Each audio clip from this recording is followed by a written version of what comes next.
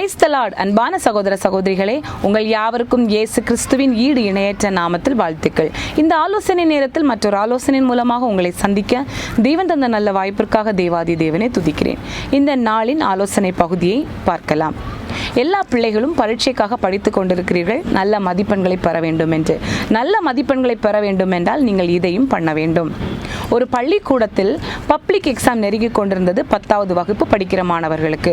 ஆகவே அவர்களில் 10 பேரை செலக்ட் செய்து அவர்களுக்கு நல்ல கோச்சிங் கொடுக்கக்கூடிய 2 டீச்சர்களையும் செலக்ட் செய்து அவர்களை பார்த்து அந்த முதன்மை ஆசிரியர் சொன்னார், இங்கே இருக்கிற இந்த 10 பிள்ளைகளும் மிகவும் இன்டெலிஜென்டான பிள்ளைகள், நன்றாக படிக்கக்கூடியவர்கள். இவர்கள் மாவட்டத்தில் முதல் மதிப்பெண்கள் எடுக்கத்தர நீங்கள் கோச்சிங் செய்ய வேண்டும் என்று சொன்னார்கள். அதை கேட்டு அந்த ஆசிரியர்களும் ட்ரெயின் செய்தார்கள், பிள்ளைகளும் படித்தார்கள், எக்ஸாம் எழுதினார்கள், நல்ல மதிப்பெண்களை பெற்றுக்கொண்டார்கள். ஆகவே அந்த ஆசிரியர்கள் அந்த முதன்மை ஆசிரியரை பார்த்து கேட்டார், எப்படி உங்களுக்கு தெரியும் இவர்கள் மிகவும் இன்டெலிஜென்டான பிள்ளைகள் என்று? அதற்கு அந்த ஆசிரியர் சொன்னார், நான் ரேண்டமாக தான் இந்த பிள்ளைகளை செலக்ட் செய்தேன். ஆனால் நான் சொன்ன ஒரு வார்த்தைகளை அவர்கள் ஏற்றுக்கொண்டு விசுவாசித்து அதன்படி நடக்க ஆரம்பித்தார்கள், வெற்றியையும் பலனையும் பெற்றுக்கொண்டார்கள் என்று சொன்னார்.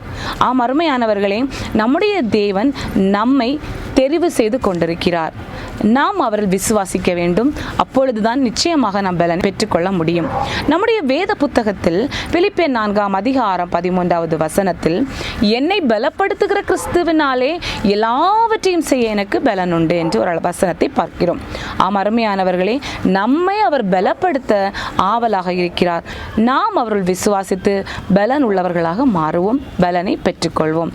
மீண்டும் அடுத்த வாரம் வேறொரு ஆலோசனையோடு உங்களை நான் சந்திக்க இருக்கிறேன். தேவன் தாமே நாம் அனைவரையும் ஆசீர்வதித்து வழி நடத்துவாராக. ஆமேன்.